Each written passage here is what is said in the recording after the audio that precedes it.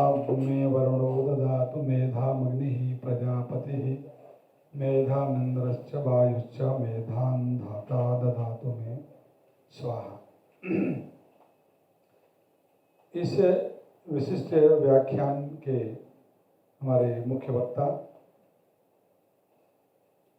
Doctor Krishna Sharma ji, जो इस भारतवर्ष के ही हैं और संप्रति लीड्स विश्वविद्यालय यूनाइटेड किंगडम यूके में आप वहाँ पर असिस्टेंट प्रोफेसर हैं और साथ ही आप कैम्ब्रिज विश्वविद्यालय और अन्य विश्वविद्यालयों में भी आपका अध्ययन हुआ है और स्नातक आप दिल्ली विश्वविद्यालय से आपने किया है। तो ये हम सब के लिए एक गौरव का विषय है कि भारत के जो अध्येता हैं वो यूरोपियन कंट्रीज़ में एकेडमिक फील्ड में जहाँ भी हैं वो अपने भारत का जो ज्ञान परंपरा है उसको आगे बढ़ा रहे हैं। ये भारत के लिए भी हम सब के लिए गौरव का विषय है। इसलिए मैं इस केंद्र की ओर से आपका अभिनंदन करता हूँ, स्वागत करता हूँ। और जैसा कि इसके मूल सूत्रधार प्रोफेसर रामसागर मिश्र जी, जो इस संप्रति JNU में प्रोफेसर हैं, इसके पूर्व जो है आप काशी हिंदू विश्वविद्यालय में आचार्य रहे। आपने इनकी चर्चा की कि वे बनारस आ रहे हैं और इनका एक व्याख्यान किया जा सकता है। मुझे बहुत अच्छा लगा कि एक जो पाश्चात्य देशों में भी जो ज्ञान विज्ञान पर जो जिनका शोध है और वहाँ के एक तरह से आचार्य हैं, उनसे एक संवाद, एक डायलॉग इस सेंटर के लिए भी हो, जिससे कि हमारे अध्येताओं को और हमें भी कुछ दृष्टि मिल सकती है। हम लोग, मैं और कृष्ण मुरारी जी दोनों लोग हम गए थे लंदन की यात्रा। यूके लगभग 12 दिन की हम लोग यात्रा में थे, तो वहाँ बर्मिंघम और ऑक्सफोर्ड भी गए थे और उसमें हमारे रामसागर जी ने संयोजन किया था। तो ऑक्सफोर्ड यूनिवर्सिटी में वहाँ पर हिंदू स्टडी सेंटर में भी जाने का, घूमने का अवसर मिला और पूरे ऑक्सफोर्ड यूनिवर्सिटी को भी बाहर से देखने का और समझने का अवसर मिला। तो बहुत कुछ अच्छी चीज़ें भी मुझे देखने को मिली। एक तो वहाँ ये देखने को मिला कि पूरा जो ऑक्सफोर्ड यूनिवर्सिटी है तो वो लगभग 800 वर्ष उसका इतिहास है। सबसे प्राचीन एक तरह से आधुनिक काल का, यद्यपि अपना नालंदा तक्षशिला उस क्रम में हम उसको देखते हैं, लेकिन यूरोपियन कंट्रीज में या पूरे विश्व में सबसे प्राचीन के क्रम में उसको माना जाता है। तो वो उनका जो आर्किटेक्ट जो जैसा था 8 से 800 वर्ष पहले का, आज भी उसी रूप से था। ये हम सबको सीखने की चीज़ थी कि जैसे 100 वर्ष हमारा या काशी हिंदू विश्वविद्यालय का 100 वर्ष पूरा कर चुका, हम 100 मतलब हम 200 वर्ष के इस यात्रा में हैं। तो लेकिन हमने जो मालवीय जी की जो संकल्पना थी कि हमारा जो संकाय हो, जो महाविद्यालय हो, जो शिक्षण संस्थान हो, उसका जो आर्किटेक्ट हो वो मंदिर जैसा हो। और महामना के समय में जितने बने हैं या उसके बाद के भी जो काफ़ी उनके प्रभाव का जो क्रम था, तो मंदिर जैसा ही सारे हमारे संकाय हैं वो मिलेंगे। लेकिन बाद के जितने भी जो भी आर्किटेक्ट हुए, जो बिल्डिंग बने हैं, वो उसमें वो चीज़ें नहीं मिली। ये 100 वर्ष में ही हमने विरासत को खो दिया। जबकि वो चीज़ 800 वर्ष पहले भी जैसी उनकी बिल्डिंग थी, नए जो बिल्डिंग जो उनके डैमेज हो रहे हैं उसको भी उसी रूप से उसको विकसित कर रहे हैं। तो अपने विरासत के प्रति कितने वो सजग हैं, इसका अर्थबोध होता है। ये एक प्लस दृष्टि हमें वहाँ के लिए मिली। और सबसे बड़ी चीज़ ये है कि जैसे कि हमारे यहाँ मंदिर की जो परिकल्पना है, वहाँ जितने भी बिल्डिंग्स थे उनका जो आर्किटेक्ट था वो चर्च। तो वो सारे जो फैकल्टीज हैं वो सब चर्च, उसके ऊपर वो चर्च जैसा। जैसे हमारे यहाँ काशी हिंदू विश्वविद्यालय में मंदिर है, उसी तरह उस यूनिवर्सिटी के बीच में भी एक कैथोलिक या एक चर्च था। तो मुझे कभी कभी ये लगा क्या मालवीय जी यहाँ आए थे, क्या उनको भी क्या जो हमारी जो संकल्पना विश्वविद्यालय को दिखती है वो उससे बहुत काफ़ी तालमेल दिखी।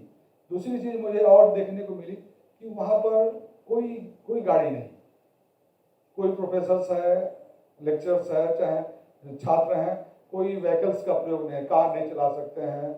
वहाँ सबको जो है साइकिल। और दूसरी चीज़ है कि एक ट्राम गाड़ी थी, वो उस ट्राम गाड़ी से किसी को यात्रा है अपना, जो सड़क पर ही पैदल भी चल रहे हैं, साइकिल से भी चल रहे हैं, और एक ट्राम है जिसमें कि 40-50 लोग बैठ सकते हैं, वो पूरा घूम रहा है, वो एक अप एक डाउन, अप एक डाउन, तो उससे लोग अपनी यात्रा कर रहे हैं। तो बहुत सी चीज़ें अच्छी चीज़ें हैं जो हम अपने चीज़ों को कहते हैं, लेकिन हम कहीं ना कहीं हमारे अंदर स्खलन हो जाता है। लेकिन बहुत सी चीज़ें हमें अच्छी चीज़ नहीं मिली। लेकिन ये है कि जो हमने, किसी ने हमसे पूछा कि आपने क्या देखा, क्या पाया, हमने कहा कि वहाँ स्वच्छता तो बहुत है लेकिन पवित्रता नहीं है।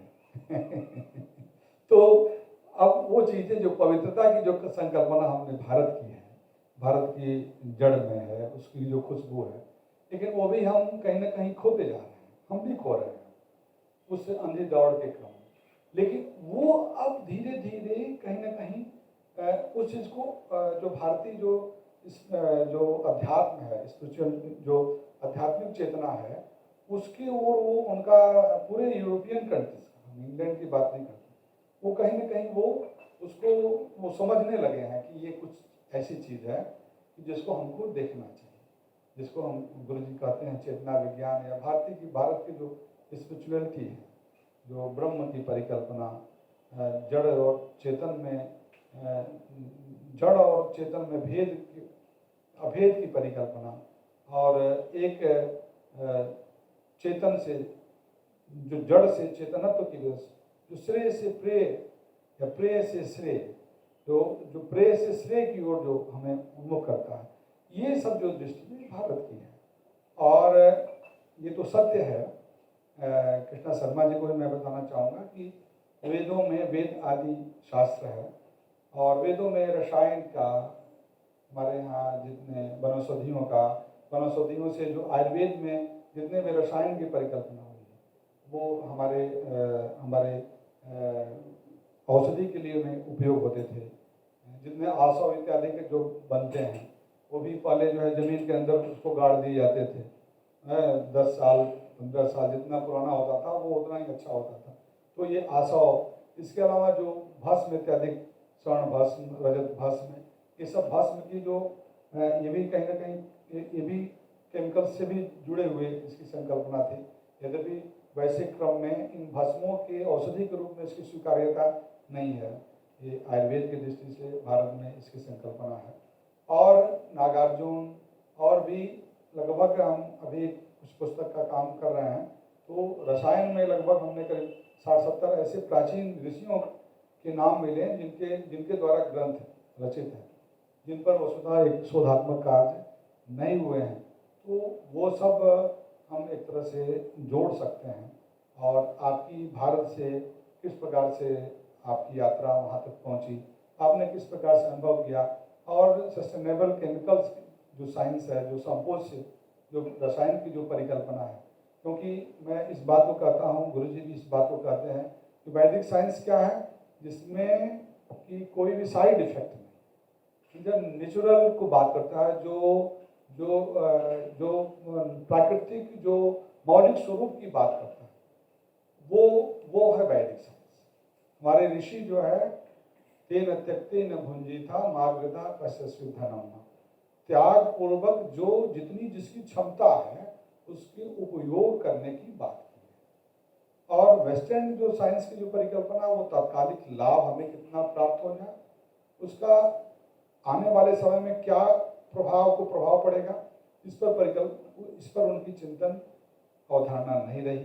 साथ ही साथ वो जैसे हम उसमें चेतन भाव की परिकल्पना से, हम औषधि को भी एक चेतन भाव के रूप में हम देखते हैं, उसमें भी देवत्व की भाव को हम देखते हैं। ये सब चीज़ें उनकी दृष्टि में नहीं रही। लेकिन अब वो कंसेप्ट धीरे धीरे वापस आ रहा है, और मेरा यह मानना है कि ये रसायन विज्ञान भी है, इसका भी कहीं ना कहीं जो मूल तत्व है वो हमारे वेदांगों में से ही वेस्टर्न जो साइंटिस्टों को भी प्राप्त हुआ होगा। क्यों, कहीं ना कहीं जैसे कि आप अंतरिक्ष विज्ञान की चर्चा करते हैं तो हमारे यहाँ आचार्य बारामिहिर, आर्यभट्ट इत्यादि की जो ग्रंथ हैं वो ईसा से 500, 700, 1000 वर्ष ईसा बाद की बात है। उनमें सारे पिंडों की चर्चा, हमारे सारे ग्रहों की चर्चा, उनके अक्षांश देशांतर की चर्चा, सूर्योदय सूर्यास्त की परिकल्पना, ग्रह ये चंद्र ग्रहण सूर्य ग्रहण की परिकल्पना, ये आज से 1000, 1500, 2000 वर्ष पहले ग्रंथों में अगर प्राप्त है, इसके मतलब कि हमारे जो ऋषि हैं वो इन सारी चीज़ों को जानते थे, समझते थे। हनुमान चालीसा में ही युग सहस्त्र योजन परवानो निर्जो पाठ, तो युग सहस्त्र जो आज का आधुनिक विज्ञान कहता है कि सूर्य से पृथ्वी से सूर्य की जो दूरी है, सौरमंडल की दूरी है, वो एकदम सटीक बैठता है। तो ये जो कैलकुलेशन है ये कहीं ना कहीं हमारा अपना विज्ञान कर रहा है। तो ज़्यादा समय न लेते हुए हम विशेष रूप से कृष्णा शर्मा जी का हम अभिनंदन करते हैं और स्वागत करते हैं। आप आए और आप यहाँ पर आपका व्याख्यान से हम सबको लाभ प्राप्त होगा, और आप ऐसे भी आगे आप जुड़े रहेंगे तो हमारे सेंटर को भी लाभ प्राप्त होगा। और हमारे गुरुजी शर्मा गुरुजी का एक साझता है कि जब भी निवेदन किया जाता है, आप जैसे भी प्रतिकूल परिस्थिति में भी इस केंद्र के लिए, वैदिक विज्ञान के लिए सदा तत्पर रहते हैं।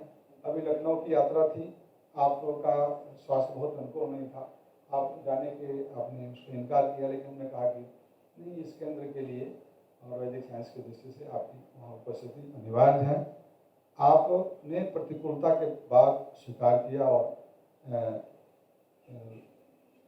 कार से जो है हम लोग लखनऊ गए थे, तो कहीं ना कहीं आपका मनसा वाचा कर्मणा इस केंद्र के सहयोग के लिए आपका आशीर्वाद हरदम प्राप्त होता रहा है और ऐसे ही प्राप्त होता रहेगा। आप सभी हमारे जितने भी यहाँ पर हैं गेस्ट फैकल्टी हैं, आप प्रोफेसर मृत्युंजय जी से आप परिचित होंगे, आप केमिस्ट्री डिपार्टमेंट में। इसी प्रकार से जयसिंह जी हैं, प्रोफेसर जयसिंह जी केमिस्ट्री में। ज्योतिष से हैं हमारे सुशील गुप्ता जी हैं, ज्योतिष डिपार्टमेंट में BHU में। हमारे डॉक्टर मौर्य सर हैं जो हमारे मैथमेटिक्स, वैदिक मैथमेटिक्स के हमारे यहाँ पर गेस्ट फैकल्टी हैं। हमारे खत्री जी हैं, डॉक्टर विकास खत्री जी, आप ज्योतिष के वैदिक गणित के ही हमारे गेस्ट फैकल्टी हैं। हमारे यहाँ के छात्रा नहीं हैं, लेकिन कई विश्व रिकॉर्ड इन्होंने वो किया है। नेहा सिंह हैं, ये राम सागर जी से तो परिचित है ही। इसी प्रकार से हमारे यहाँ की वैदिक मैथमेटिक्स की छात्रा रही हैं, दोनों वैदिक मैथमेटिक्स ना, हाँ, दोनों वैदिक मैथमेटिक्स। और ये जो आपने इनका सुना जो मंगलाचरण, ये भी हमारे रिसर्च स्कॉलर हैं वेद डिपार्टमेंट के, और यहाँ पर गेस्ट फैकल्टी हैं वैदिक साइंस में, और अच्छे स्कॉलर हैं। और इनके साथ में और हमारे इस वैदिक साइंस के जो भी मल्टीमीडिया से जुड़े हुए और लाइब्रेरी से जुड़े हुए यहाँ लोग उपस्थित हैं, सबका मैं अभिनंदन करता हूँ। ज़्यादा समय न लेते हुए शर्मा जी का पुनः अभिनंदन। जय तो संस्कृत, जय।